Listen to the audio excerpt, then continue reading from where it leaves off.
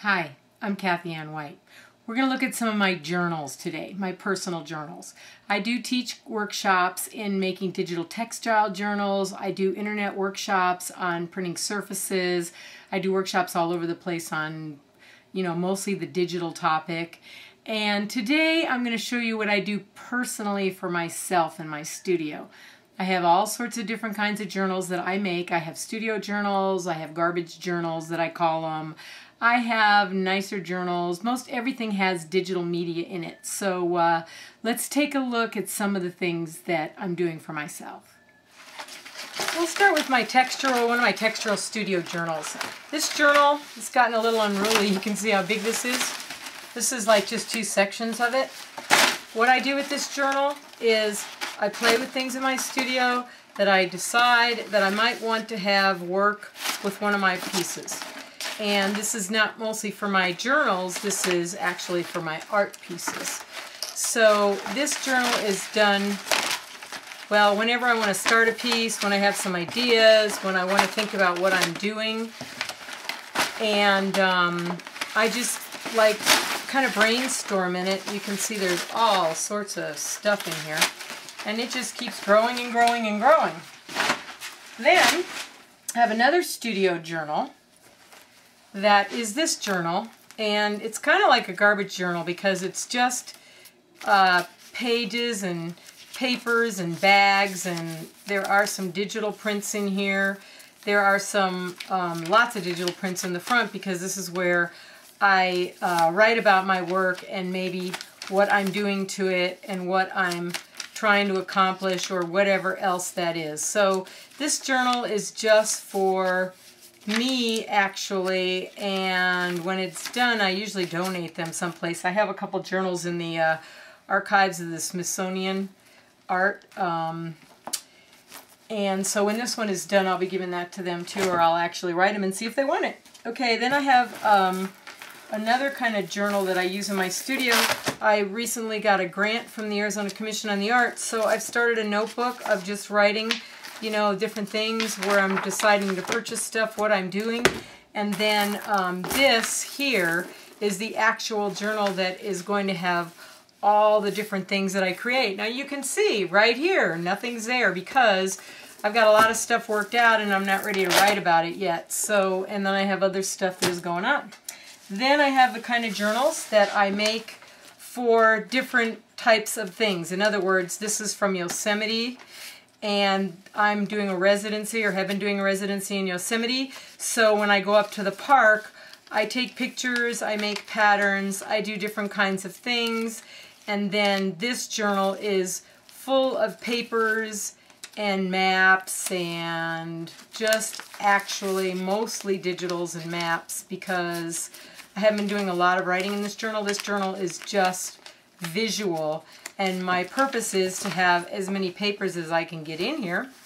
So, and then here's another one that I did on Yosemite Falls, and this is purely digital. And I've used a lot of different fibers and a lot of different things to it. So this is just another expressional journal, I would call it.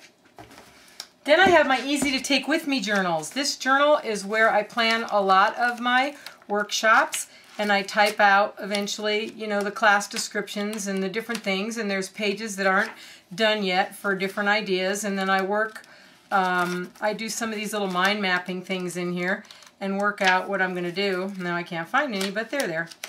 And then I have these other little journals that are just actual books, journal books, and I put digital prints in them and do different kinds of things just to jazz it up a little bit. Here I've just painted some pages so that I can write and I don't feel they're so all white. And then this one is the same kind of a journal, but it has a bunch of digitals and different sayings or whatever I've done in here.